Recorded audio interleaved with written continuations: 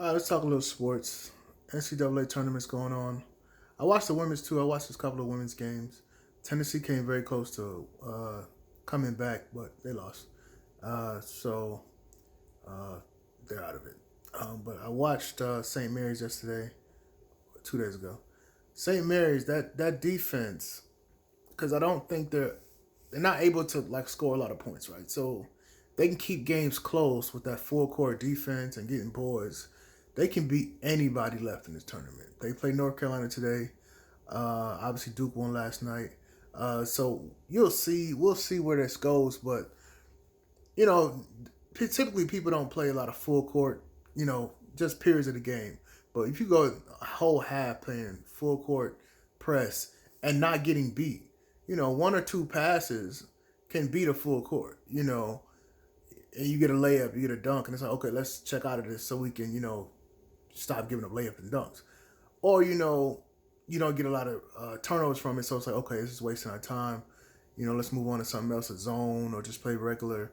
Let's give them something different to look at. But these guys are beating these guys with defense, and something we haven't seen at this level from a small school with, no big name. It's not like they have superstars on this team. It's not like they have a guy averaging 25 points, 20 points, 10 boards. They have just essentially regular no-name guys playing solid defense for the whole game.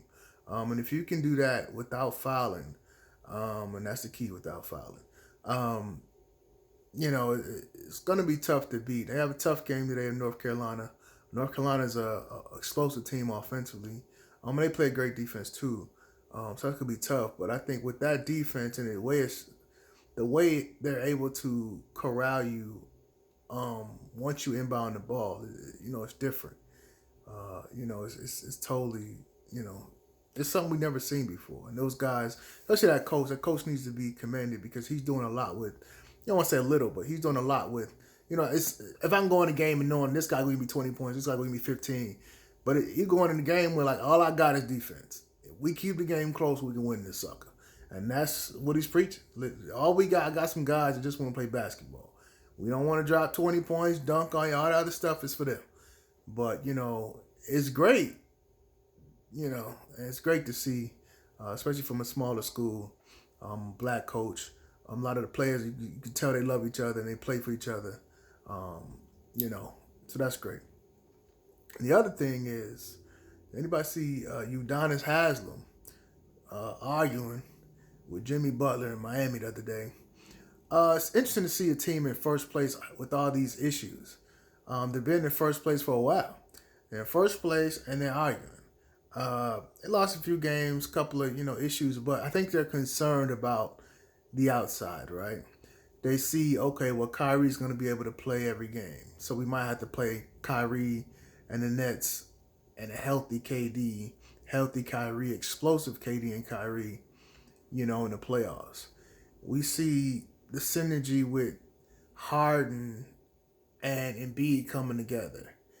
The Bucks aren't going nowhere. They're still solid in second place. So you see, like, okay, well, we're looking at the field instead of saying, well, let's just continue to get better and let's focus on us. But you're looking at the outside. Like, okay, well, we thought we didn't have to worry about this team, but now they're here. We thought we can, be all right. But, you start worrying about other stuff. But, I don't mind.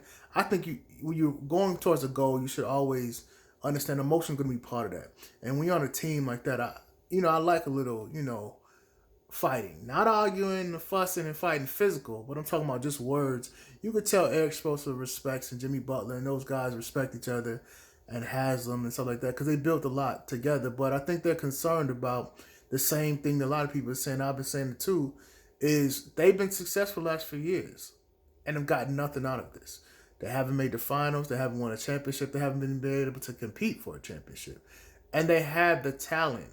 But when the playoffs comes, some things happen. They either, just have defense or just have offense. They're not able to put it together versus those superstar teams.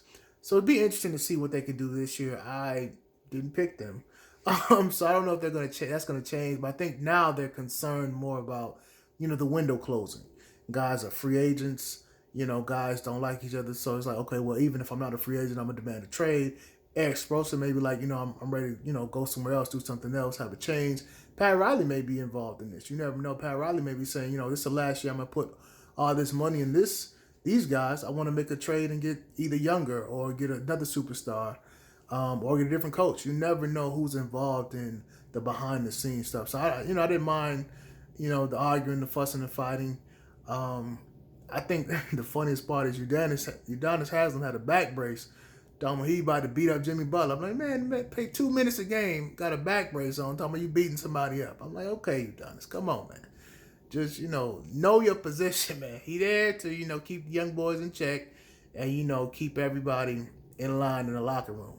Not to throw out threats with a back brace. I'm like, come on, man. He missed a dunk early in the year and was like 2 inches off the ground. I'm like, okay, Udonis, come on, stop. But, I understand he was, protecting the coach and protecting the issues of let's keep this stuff in-house. Let's not, make it so much of a external thing. But their biggest issue is I think they're worried about outside. They're worried about other players or other teams getting healthy. And most importantly, they're worried about, the last 3 years they've been successful. But they got nothing out of it. Nothing. And I think everybody looked like, well, this person about to leave, this person about to be traded, this person about to come here, and we got to start over. Pat Riley maybe wants to rebuild. Eric Spoelstra may be on a short leash. So you may only have this window to make it happen. And I don't think it's going to happen. I don't know if I could talk about NFL because so many trades are going to happen. Tom Brady talking about leaving, so we'll talk about NFL later. All right, peace.